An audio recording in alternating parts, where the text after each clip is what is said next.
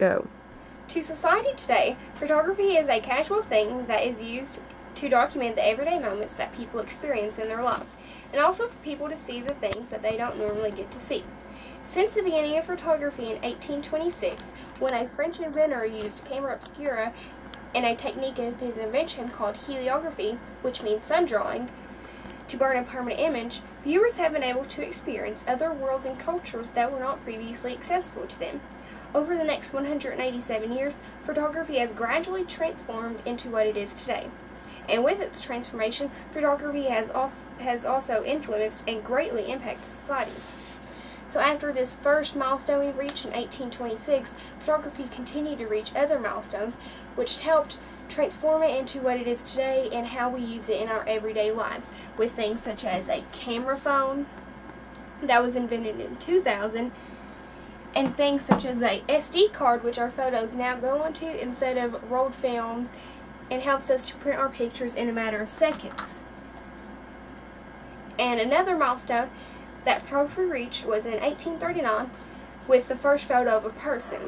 In 1845, we got the first photo of the sun. 1847, the first photos of war, and the first photo of lightning. So already we have expanded from these long exposure times of minutes into this exposure time of just seconds for someone to be able to capture lightning. Next, in 1851, the wet plate process is invented, and then the dry plate process is invented in 1871. In 1858, we get the first aerial view photo. In 1946, we get the first photo taken from space. 1966, the first view of the Earth from the moon. In 1972, we finally get the blue marble photo taken. So already we have expanded over just a few years from just photography being taken with a camera that is made of 2 wooden boxes to something that is transportable enough to be up in space, up in the air, in a hot air balloon. And we're gradually making way. In 1861, we get the first color photo, and then in 1963, the Polaroid releases the first color insistent film. In 1936, we get the Kodachrome, which is the first commercially successful amateur color film. So already we have photography being accessible to amateurs instead of people who were more experienced. So now almost anyone is able to take pictures over just a couple of years. In 1877, we get first action photos, where someone is actually able to capture someone or something in motion. In 1884, we get the first photo of a tornado. And then in 1888, Kodak released a camera preloaded with 100 rolls of film. In 1889, we get nitrocellulose film until 1934, when they finally make a safety film, which is more widely used and accessible to amateurs because of how much more safe it is than nitrocellulose, hence the name. And in 1900, we get the Kodak Brownie, which was just a simple box camera that sold for only $1 compared to what we pay today, which is almost $100 for just small digital cameras. In 1909, we got the first photo of the North Pole. And then in 1924, we get the first underground photo. In 1926, we get the first underwater photos. So already we have transformed from something that was so hard to use to something that we can take underwater with us, something so durable that it lasts underwater.